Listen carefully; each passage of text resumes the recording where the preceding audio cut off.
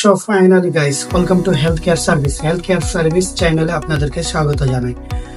So guys, এর আগের ভিডিওগুলোতে যে টপিক নিয়ে কথা বলেছিলাম, দেখছি আপনাদের রিভিউ খুব ভালো সুন্দর রয়েছে। সো এর আপনাদের কথা ভাবনা চিন্তা করে আপনাদের জন্য নতুন টপিক নিয়ে চলে এসেছি।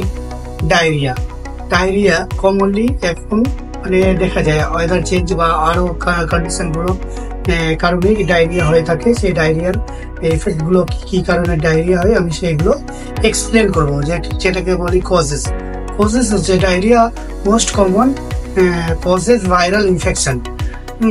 যেভাবে ব্যাকটেরিয়া ইনফেকশন, অ্যান্টিবায়োটিক ড্রাগস এর কারণে হতে পারে, কনস্টিপেশনের জন্য হতে পারে, ওভার ইটিং, তারপরে তোমার হজম না হওয়ার কারণে, তারপরে ডাইজেস্ট না হওয়ার কারণে, লিভার ডিজিজের কারণে এই ডায়রিয়া দেখা দেয়। সমস্ত এইগুলো ব্যাপারগুলো ডায়রিয়াগুলো দেখা যায়।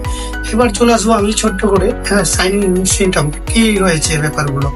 এটার কারণ সবাই আমরা জানি যে কি ডায়রিয়াটা লুজ মোশন হতে থাকে, হেভি পেট ব্যথা, অ্যাবডোমিনাল পেন যেটাকে বলি pain abdominal, nausea, vomiting, diarrhoea ডিহাইড্রেশনের কারণেও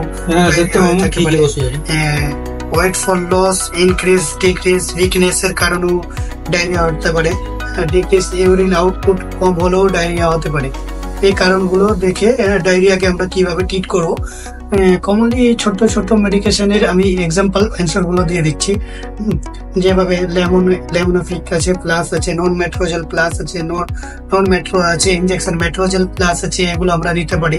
হ্যাঁ, তাহলে আরো যেভাবে রেভিপারাজোর গ্যাসের জন্য জ্যাম আছে, এগুলো আমাদেরকে রিচ ফুড খেতে হবে না, হাই রিচ যেভাবে ফুড অতিরিক্ত মশলা জাতীয় খাবার, এগুলো থেকে বিরত থাকতে হবে। ওআরএস ইনটেক নিতে হবে, হেভি ভাবে ওআরএস গুলোকে ইনটেক ডেলি 1 থেকে 2 প্যাকেট ওআরএস ইনটেক করতে হবে।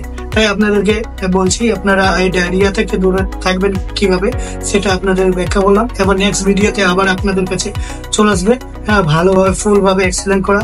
তো আর দেরি না করে আমার চ্যানেলটাকে লাইক এন্ড কমেন্ট করে শেয়ার করে দেন। ওকে, টাটা, বাই, থ্যাংক ইউ।